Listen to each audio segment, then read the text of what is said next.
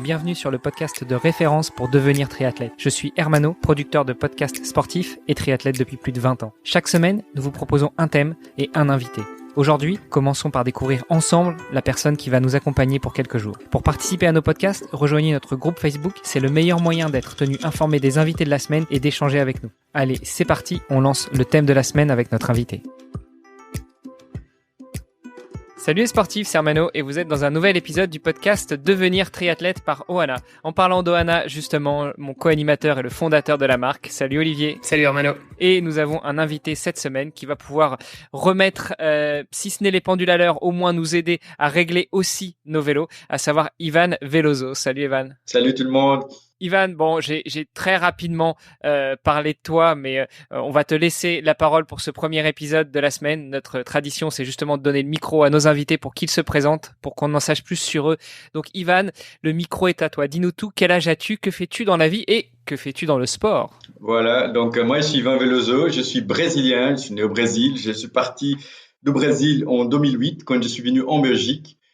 Pour la première fois, donc c'est la deuxième fois que j'habite en Belgique. Maintenant, je suis à Bruxelles. Et dans la première fois, moi, avant, je faisais beaucoup d'escalade, je faisais beaucoup de VTT, mais je n'avais jamais couru.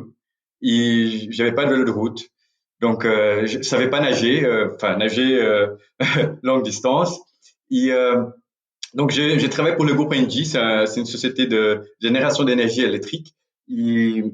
Et là, j'avais mes collègues qui couraient au temps du midi. Donc, la première fois que je suis sorti avec eux, donc je commençais à parler avec eux. Je venais d'arriver au pays et j'avais 30 ans. Maintenant, j'ai 43 presque. Et là, je vois mes collègues qui courent au temps du midi, qui sortent à courir. Je viens avec eux. Est-ce que je peux courir avec vous? J'ai envie de faire quelque chose. Et la première fois, en fait, ils couraient tellement rapide que moi, j'ai resté dans le bois. Et j'ai dû prendre le train pour revenir au travail. Et j'avais pas même d'argent, donc j'ai pas payé le train. Donc c'était ma première expérience. Au bout de 10 kilomètres, j'étais mort. Et voilà. Donc ces jours-là, j'ai appris que courir, c'était pas vraiment un truc facile et que je devais apprendre. Donc j'ai commencé tout petit, tout doucement, à courir, à nager, à faire des multisports. Donc ici en Belgique, on a de ce qu'on appelle des raids. Donc raid Namur, raid aux Falaises, raid. Et là, je commençais petit à petit à me lancer dans la course à pied. Donc ça, c'était année 2009-2010. Et voilà. Donc après avoir à prendre, il fait de 20 kilomètres quelquefois en dessus de 2 heures, que c'était le meilleur que je pourrais faire. J'avais un collègue qui était triathlète, et Tim, il était vraiment quelqu'un qui m'a fait inspirer. Donc je l'ai regardé, il était tout fort, il courait super rapide, il gagnait toutes les compétitions. Et en fait, sortir à courir au temps du midi, pour lui, c'était quelque chose de facile. Autant que pour moi, c'était quelque chose vraiment d'incroyable, sortir pour courir 10 kilomètres. Donc, je me suis dit, voilà, triathlète, c'est quelque chose d'intéressant. Je pense que je vais essayer ça. Lui devait même pas prendre le train pour rentrer. Non. Lui, il était vraiment, et en fait, même s'il neigeait, il sortait avec son short. Donc, je me suis dit, ça, c'est quelque chose d'intéressant. Mais là, c'était d'abord une inspiration, au niveau, vraiment, le gars qui était vraiment quelqu'un qui courait bien, qui courait rapide, tout ça. Après, j'ai découvert des autres inspirations que je vais raconter un peu pendant l'histoire. Donc, moi, en bref, 2010, 2011, j'ai commencé à faire des triathlons. J'ai rentré au Brésil en 2011. Et là, j'ai découvert une série qui s'appelle Xterra et qui c'est vraiment hyper intéressante. Donc, c'est normalement 1500 mètres de natation, 30 km vélo et 10 km course à pied en trail. Et en fait, je tombais amoureux de ces types de triathlon. Je commençais à faire, on a au Brésil 14 courses Xterra. Et 2011, j'ai fait 10 des 14. Non, et donc moi j'ai terminé champion brésilien dans ma catégorie 30-34 ans, mais c'était pas parce que j'étais le meilleur, c'est parce que j'étais assez souvent dans la compétition, donc j'ai accumulé des points. Et donc avec ces championnats, j'ai pris la première fois une place pour aller au Hawaï. Donc 2011, j'étais au Xterra Hawaï, où j'ai pu vraiment regarder qu'est-ce que c'était les sports, d'où ça venait, quel type de gens participent à ce genre de choses. Et c'est la première fois que je m'ai découvert entre plusieurs athlètes, donc un millier d'athlètes qui aimaient bien parler de vélo, des voyages et d'entraînement. Donc moi, je sentais super bien parce que tout le monde parlait de vélo, des voyages, d'entraînement. Et donc, c'était ma première expérience. On était à Maui, 2011. Il y avait des gens, le triathlon te laisse l'opportunité d'être aussi avec des pros. Donc, j'étais avec plusieurs personnes très connues dans le marché. On voit toutes les marques des produits, toutes les choses qu'ils font sur mesure pour les triathlètes. C'est la première fois qu'on voit un ski suit, un speed suit vraiment fait pour l'extérieur. Et donc, c'était super intéressant en tant que tourisme aussi, un super bon voyage. 2011. Donc, 2011, j'ai commencé à faire des extérieurs, mais j'ai fait aussi un semi-Ironman pour la première fois avec mon vélo de route. Et quelqu'un m'a prêté un, un tri-suit, un tri-fonction, hein, comme on dit ici. Et je connaissais pas ça. Et c'est la première fois que je nage aussi avec un wetsuit. Et voilà, donc c'était Florianopolis, semi-Ironman. Et très intéressant aussi, c'est notre esprit, c'est le vélo qui là. Donc le triathlète n'aime pas de vélo qui ça monte, qui ça descend. Et j'ai commencé avec ça, donc 2011, c'était mon premier semi-Ironman. Et en fait, aujourd'hui, je sais même pas combien j'ai déjà fait. J'ai déjà fait semi-Ironman, j'ai déjà fait le Chili, Pucón, j'ai déjà fait la Colombie à Cartagena, j'ai fait Équateur.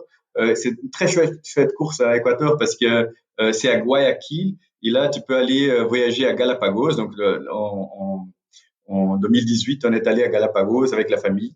Et voilà, donc j'ai habité au Pérou pendant 7 ans. Il a vraiment une culture de faire des semi-Ironman. Il avait plusieurs courses qui n'étaient pas dans le circuit Ironman, mais qu'il y avait des mini-circuits entre le Chili et le Pérou. Il y en a pas mal.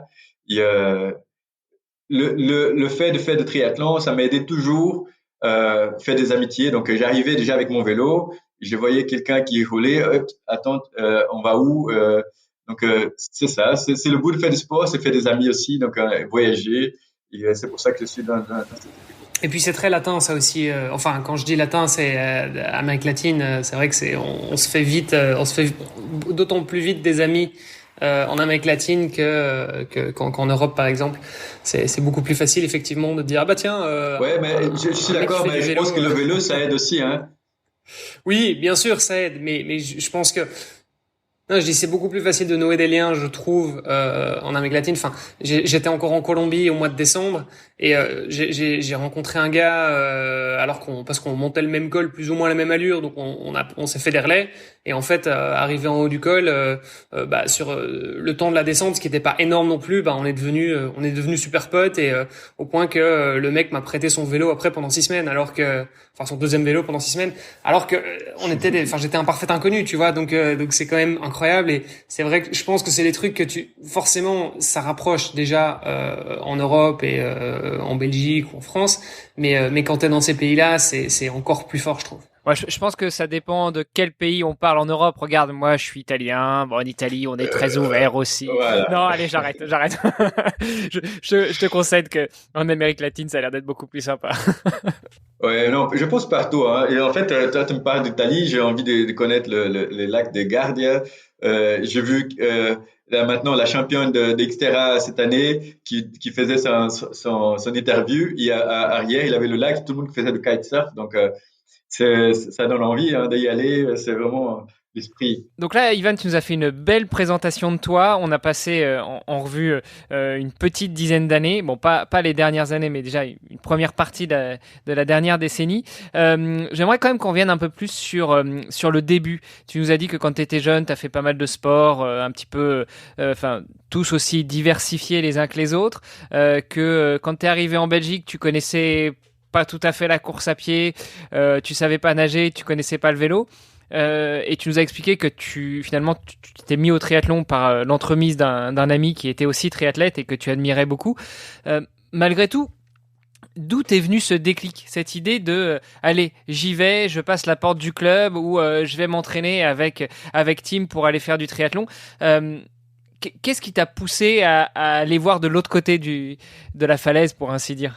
Ouais, donc ouais, tu as bien touché un mot intéressant, la falaise. En fait, moi, j'ai fait 14 ans d'escalade avant de commencer à courir. Donc, c'était avant, quand j'habitais au Brésil.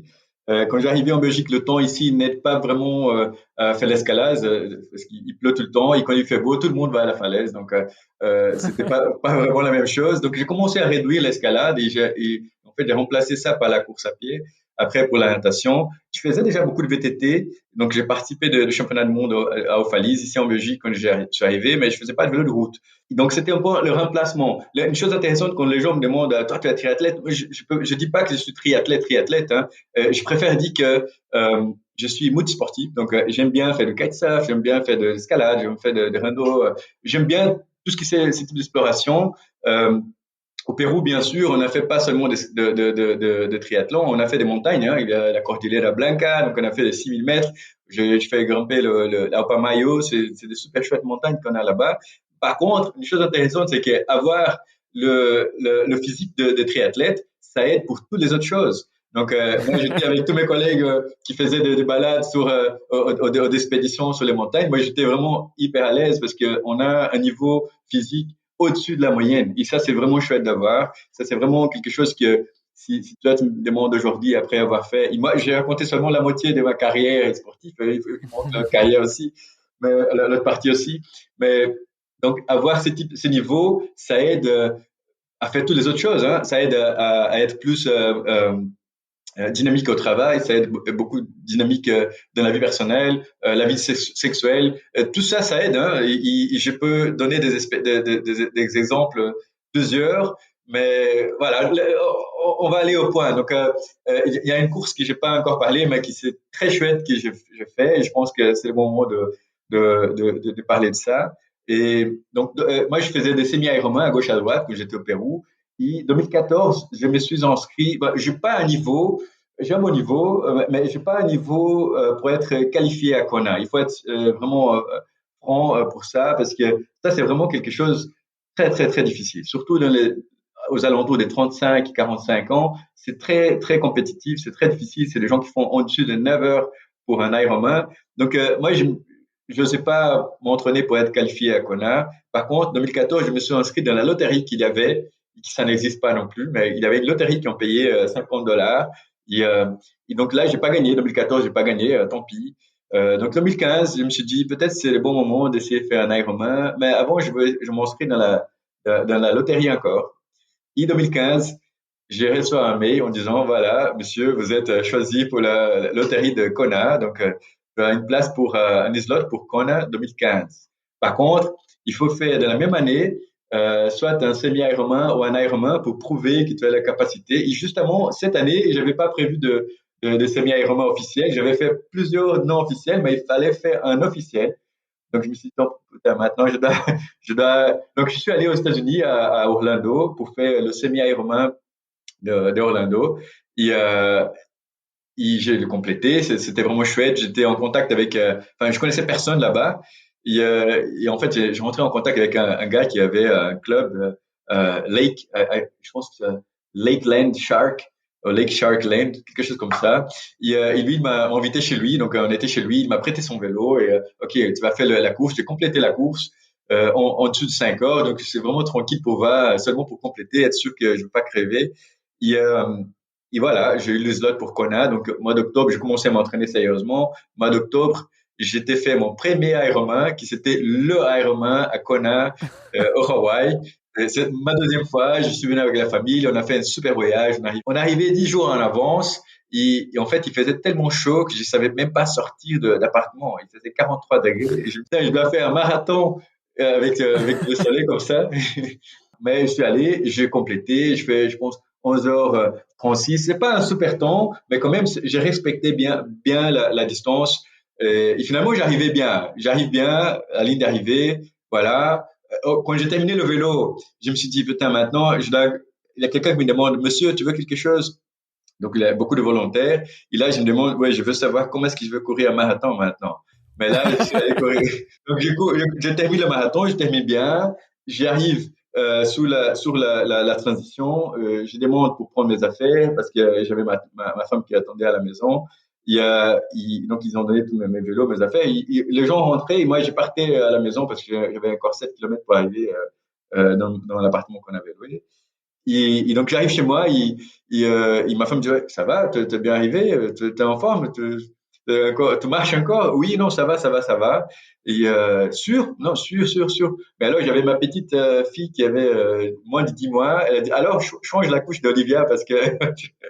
Donc, ça, c'est vraiment la vie normale, ça continue. Donc, on a fait l'Ironman. Le lendemain, on était se balader, faire de hiking avec les enfants. J'avais encore mes numéros dans le bras parce qu'avec le soleil, on reste, même si on lève le numéro, il reste là-bas. On a passé des heures sous un soleil de 43 degrés. Donc, j'avais mon numéro pendant quelques semaines dans le bras.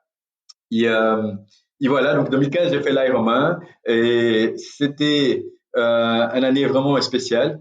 J'ai beaucoup m'entraîné. J'essaye de toujours enchaîner des triathlons avec des voyages touristiques. Donc, comme j'avais déjà raconté, en Amérique latine, on a bien se baladé au Hawaï.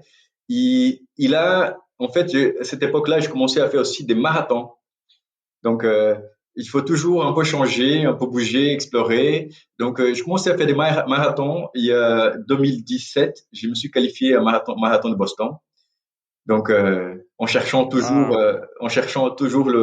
en dessous des 3 heures. Et donc là, j'ai qualifié.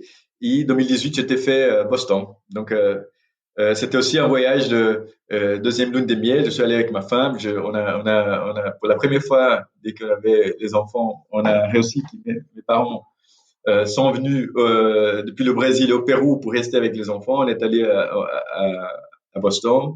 Et moi, j'ai fait 2018 le marathon de Boston. Très intéressante aussi, le voyage, le marathon et toujours les sports. Donc, les sports pour moi, vous avez déjà compris, c'est profiter aussi, voyager, connaître.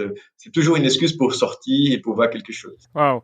Bah, ce que je vous propose, messieurs, c'est qu'on revienne justement dans l'épisode de demain sur ton autre passion qui est liée au sport aussi, mais qui est plutôt au niveau mécanique. Et comme ça, on pourra passer en revue l'histoire sportive de Ivan Veloso. On connaît maintenant Ivan, le triathlète, ou en tout cas le sportif, et on va découvrir demain Ivan l'ingénieur.